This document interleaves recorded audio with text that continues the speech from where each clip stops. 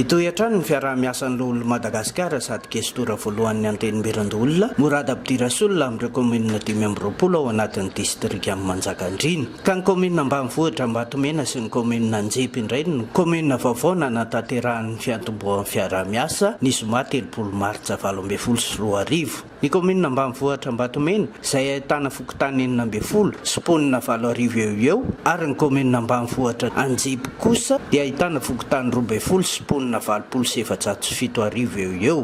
Anisany manana olana eo amin'ny lafiny tsy fandriampahalemana, ny aratsian'ny lalana sy ny tsy fisian'ny fotodrafitrasa fototra fampandrosoana toy ny tsy fisian'ny rano fisotro madio ireo kominina roa ireo. Tao aorian'ny fifanankalozan-kevitra eo amin'ny fomba fiaraha-miasa izay nataony niaraka tamin'ireo ben'ny tanàna ireo dia nisy ny fifanaovan-tsoni nentana nanamafy izany teo amin'ny olona Mourad Abdi Rasoul sy ny ben'ny tanàna Ambatomena Randrianatoandro Hery ary ny ben'ny tanàna Anjepy Ratsimbazavy ka nanambarany reto farany ny fahavononan'izy ireo ny ampiatra ny fitondrana tsara tantana sy mangarahara ary ny ady amin'ny kolikoly. Faly tokoa izay antsidian'ny kestera Mourad amin'izao androandroan'izao ary dia manino sy manateny izay fa dia hisy fandrosoana sy fahombiazana izao fitsidiana izao ary dia ezaka ihany koa izay ampandroso izao tanàna iadidina izao. Raisana io fifaliana lehibe efa tonga avy sénateur zao ary tena faly zay hoe zao zay manana olona tena mpamosaina commune tena zava-dehibe tokoa fifampidina rehetra natao tao verina fa tena dinika hitondra ho amin'ny fampandrosoana izy moa zany dia nametraka zay le fepetra efatra hoe tany tandalana bonne gouvernance transparence. Nandritra ireo fihaonana nataon'ny olona Madagasikara Mourad Abdi Rasoul tamin'ireo tompon'andraikitra ao anatin'ireo kominina roa ireo ihany koa dia naneho ny heviny mahakasika ny toedrara politika ankehitriny tenany. Tsy maintsy vita io fifidianana io amin'ity taona ity.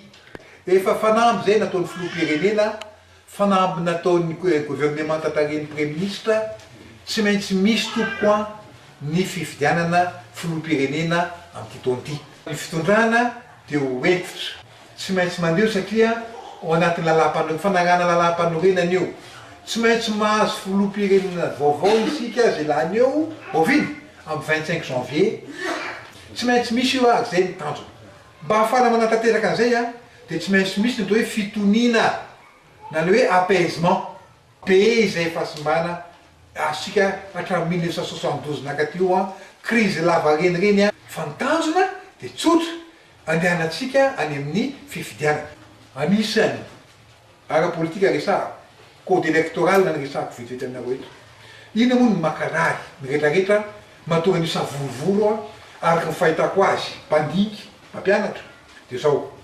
Raha mamaky an'io code électoral io isika dia ina zavatra misy eo voalohany hoe raha te ho latsaka candidat ianao na sénateur io na député moa tena anankiray ao sy ny président dia voalohany aloha tsy maintsy madino ara-panjakana. Ina toko maratsy an'izay. Faharoa olona tsy condamné anao. Olona condamné anao nanao ratsy ny dikan'izay efa olona condamné anao dia tokony mbola hitondra ihany ve hitondra voaka avy ianao. Sarotra be ny izany. Fa zay zany napetraka tena hoe efitra be eo hoe tsy mahazo milatsaka zay olona efa condamné zay dika le bulletin numéro 2 iny ary tsy mahazo milatsaka zay tsy nandony hetrany tany fazakany. Problema faharoa dia hoe ahoana moa ty bulletin unique ity nasorony. Fantatra koa zany efa nenainao zay nareo. Zao fandeha mandeha premier tour bulletin unique aneo. Satria nahoana manam-potoana ampy tsara sika manonta ireny mi-imprimer zany ireny bulletin reny any andafy any Afrika Atsimo. Raha ohatra mas isika tia anara-dalàna, tia anaraka ny lalam-panorenana. Raha ohatra tia tsika raha ny lalam-panorenana tsy tiatsika hoe tsovaina intsony ary zay raha teo hainao koa tsara. Rehefa nangataka ny filoham-pirenena hoe misy raha tokony amboarina ao dia nandà daholo ny rehetrarehetra. Mety misy solution hafa any zay mahatonga ny ao amin'ny Assemblée nationale mbola mikondo hoe ina moa mety solution akoatrany hoe mba tsisy ny ataoko hoe aia tsy hevarana satria misy aia tsy hevarana ika bakeo. Dia zay mba jerena ny fanjakana moa resaka teknika nataony ny exécutif hoe raha tianareo 25 janvier tonga président vaovao dikan'izay zany novembre décembre ny premier tour sy deuxième tour dia tsy misy afa-tsy herinandro no azo atao anaovana propagande. Zay ny ary io zany mahatonga ny savolovolo amin'ny assemblée nationale. Ny antony natokavany aty zany dia nazava amin'ny toerana andraikitrarehetra aty ny filana fitoniana eto amin'ity firenena ity amin'izao taona ankatoko ny fifidianana filoham-pirenena zao.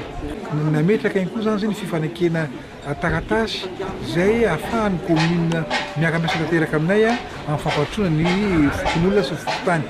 Faly zay satria tafaranty isamana vonona tanteraka ny be ny tanàna sy ny mpiara-miasa aminy hiara-asa ampandroso ny commune Ray Manontolo ary ezaka izay zany afaka zetrana sanampy ny commune amin'ny fomba vatana nankolaka satria adidinay moa no mitondra ny ataoko hoe ny fangatahana zareo any amin'ny sehatra rehetrarehetra any. Amin'ny mampisolo tena mivodrom-bahoaka paritra Tsinjara-pahefana ny Antenimberandroolona no nanazavany ny andraikitra sy ny asan'ity androm-panjakana ity. Teo ihany koa no nanazavany ny vina 3 sy 2 arivo no tanterahan'ny filoham-pirenena Hery Rajaonary Mampianina.